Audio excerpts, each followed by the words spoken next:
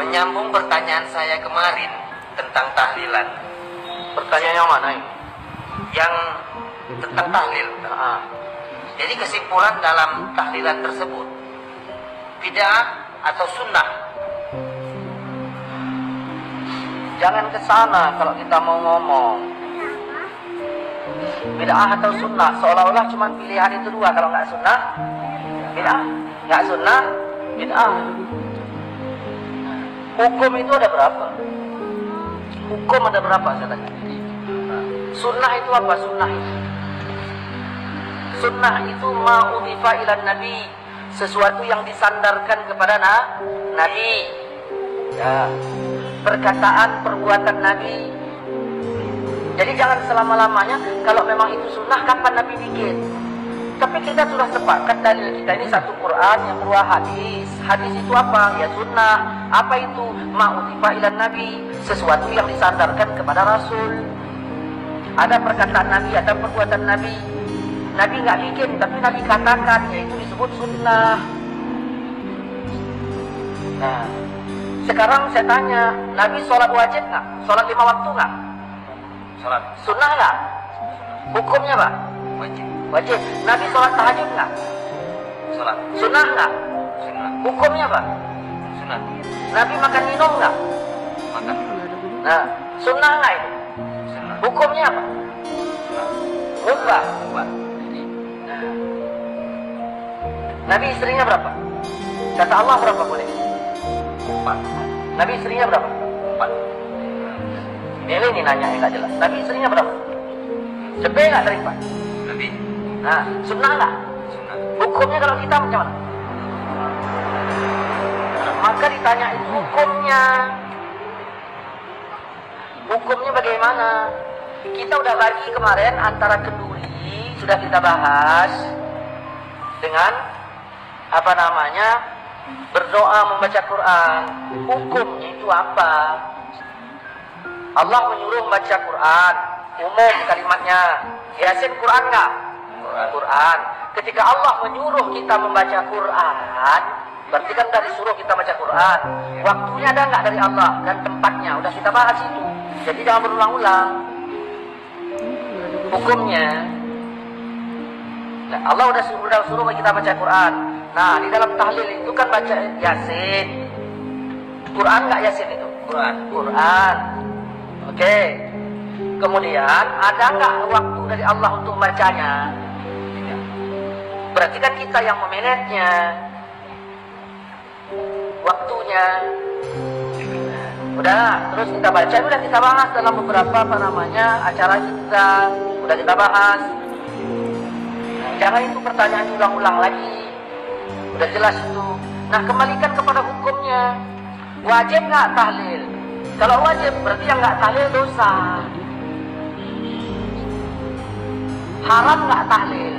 Kalau haram, berarti yang tahlil dosa. Kan Allah udah bilang dalam surah An-Nahl ayat 116, jangan kau katakan sesuka lidahmu secara dusta. Ini boleh, ini tidak, haza halal, haza haram. Saya mengatakan boleh dengan alasan yang sudah saya sepakati, yang sudah saya sebutkan. Ada orang bertanya, kenapa Ustaz sebutkan dalil-dalil aja pakai pemikiran sendiri? Kenapa nggak pakai ulama? Kalau kita udah cerita pakai ulama, udah clearnya kita. Ini begitu disebutkan ulama, dalilnya mana? Makanya saya nggak mau bicara kaul-kaul ulama lagi. Saya bahas dalil. Makanya didengarkan, disimak baik-baik itu.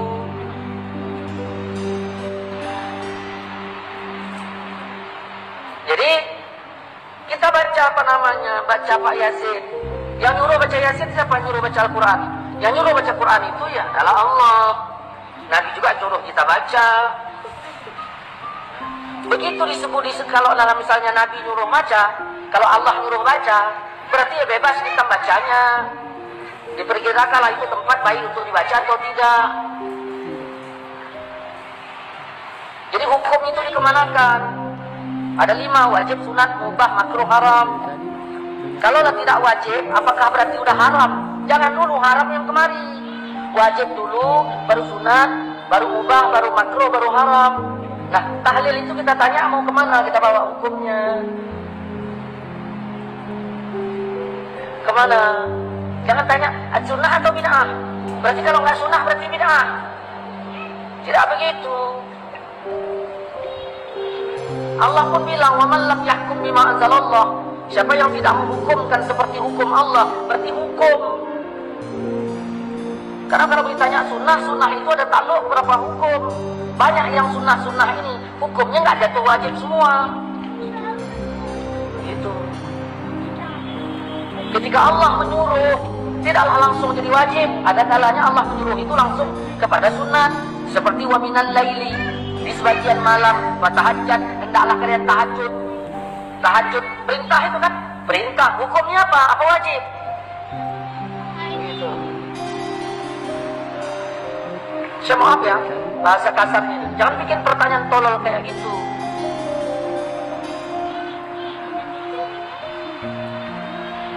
Oke lah Ustaz. Ada satu pertanyaan lagi. Kalaulah boleh membaca Quran di tempat orang meninggal itu, apa manfaatnya Ustaz? Ini pendapat, nanya pendapat saya, apa nanya keterangan? Begini, ya.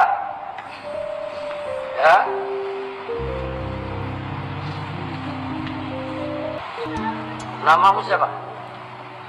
Adi. Dah. Orang tua Adi meninggal.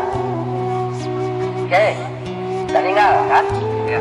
Sekarang si Adi yang tinggal di rumah itu sebagai anak almarhum. Pikirannya macam mana? Kacau apa tidak? Kacau. Kecuali anak durhaka baru senang. Oke. Begitu kacau, kira-kira iman Adi naik apa turun? Turun. Apa yang disuruh agama terhadap saya sebagai jirannya si Adi? Mendoakan. Menghiburnya, menghibur si Adi. Tujuannya untuk apa? Tujuan hibur itu. Ya, tujuannya hibur-hibur gitu aja, pakai keyboard gitu. Iman tadi naik apa turun? Tujuannya itu dihibur untuk apa? Supaya terhibur dan sekali apa imannya naik. Ya, tujuannya imannya naik. Apa kata Allah dalam Quran? Quran sebagai dalil apa kan? Wa idza tuliyat alaihim ayatuhu zadatuhum imana. Kalau dibacakan Quran imannya nambah. Kau beriman enggak? Beriman kan? Begitu dibacakan Quran imanmu nambah. Kalau nggak nambah berarti nggak beriman. Nah, itu manfaat untuk keluarga yang ditinggalkan. Nah, timbul pertanyaan, boleh nggak baca Quran di tempat orang meninggal? Itu pertanyaannya.